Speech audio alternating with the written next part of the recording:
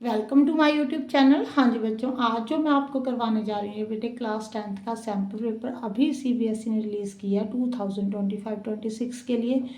Math standard के paper में 5 marks का क्वेश्चन ये वाला डाला हुआ है, वही समझाने जा रही हूँ।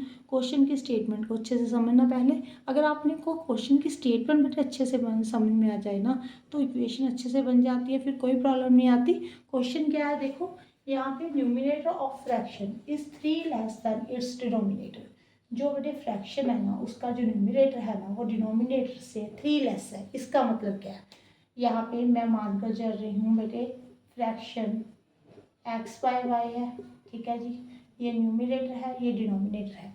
ये कैसी फ्रैक्शन है जिसमें देखो बेटे ऊपर 5 होगा तो नीचे 8 होगा। इन दोनों के बीच में जो डिफरेंस है वो 3 का होगा।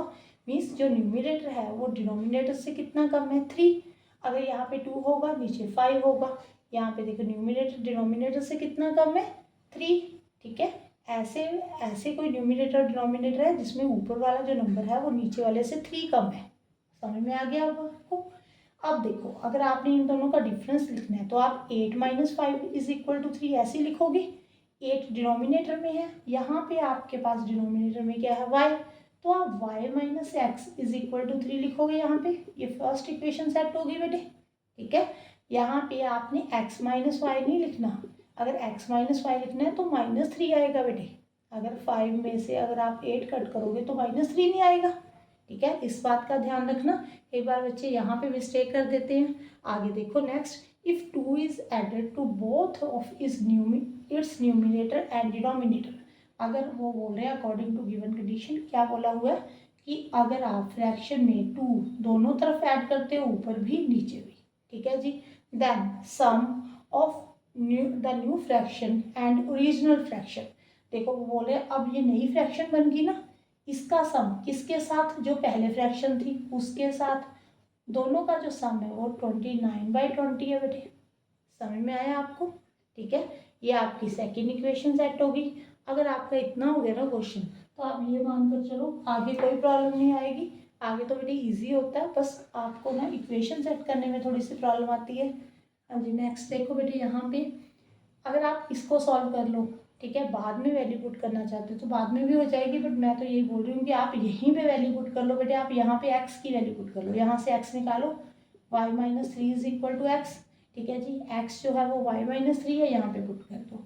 यहाँ पे x के प्लेस पे y - 3 लिख दो, यहाँ पे y + 2 आ जाएगा, यहाँ पे y - 3, यहाँ पे y, यहाँ पे 29/20 आ गया बेटे। यहाँ पे y - 1, यहाँ पे y + 2, यहाँ पे y - 3, यहाँ पे y = 29/20, ठीक है। अब जो पूरी इक्वेशन है वो किस में हो गई, y में हो गई बेटे। अब देखो एलसीएम ले लो, ठीक है, क्रॉस मल्टीप्लाई। यहाँ पे एलसीएम जो आएगा वो y + 2 × y आएगा। y को इस तरफ मल्टीप्लाई कर दो, y - 1, यहाँ पे प्लस का साइन, यहाँ पे y + 2, यहाँ पे y - 3 = 29/20 बेटे।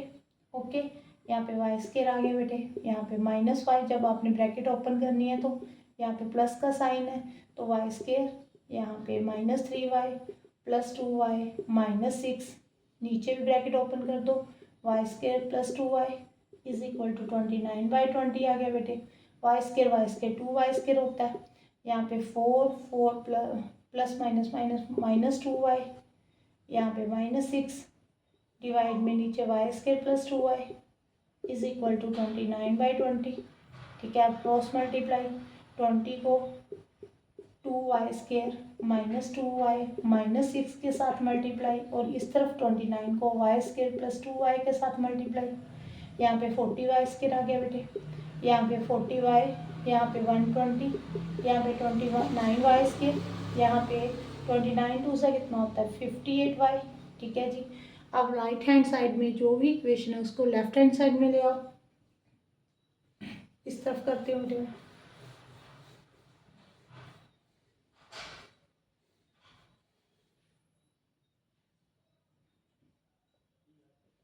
अब देखो यहाँ पे 40y² -40y -120, यहाँ पे आ जाएगा -29y² -58y = 0।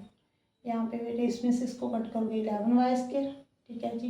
यहाँ पे आ जाएगा 98y, यहाँ पे 120 इज इक्वल टू 0। अब आप इन दोनों को मल्टीप्लाई कर लो बेटे, 11 को 120 के साथ।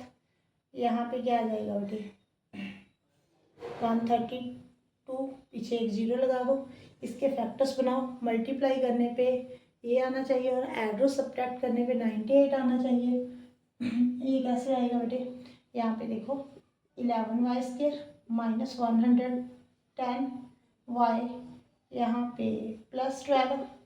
ठीक है जी, जब आप इन दोनों को मल्टीप्लाई करोगे यही बनेगा बेटे, ऐड सब्ट्रैक्ट करोगे तो 98 बन गया। यहाँ से कॉमन, यहाँ से कॉमन, यहाँ पे 11 आ गया बेटे, y माइनस 10, यहाँ पे 12 कॉमन आ जाएगा बेटे, y माइनस 10। ओके, यहाँ पे y माइनस 10, 11y प्लस 12। अगर आप इसे इक्वल टू 0 करोगे तो y minus 10 is equal to 0, y is equal to 10। यहाँ पे 11y plus 12 is equal to 0, यहाँ पे y आ जाएगा माइनस 12y। बेटे ये रिजेक्ट हो गया, ये नेगेटिव में आ गया हमारा। ठीक है जी, y कितना आ गया 10। तो अभी जब स्टार्ट किया था आपने क्वेश्चन, वहाँ पे क्या देखा था कि जो न्यूमिनेटर है वो डिनोमिनेटर से कितना कम है बेटे 3। ठीक है, आपने इक्वेशन सेट की थी फर्स्ट, वो कैसे सेट की थी, y minus x is equal to 3। अब y की वैल्यू यहाँ पे पुट कर दो बेटे, x की कितनी आ जाएगी 10 माइनस 3 7। ठीक है जी, जो न्यू फ्रैक्शन बनेगी, जो ओरिजिनल फ्रैक्शन होगी वो कौन सी होगी, एक्स वाई वाई थी, मीन्स 7/10। Clear, okay. यही आपकी ओरिजिनल फ्रैक्शन है बेटे, यही पूछा था, हमने फाइंड कर दी। Thank you for watching.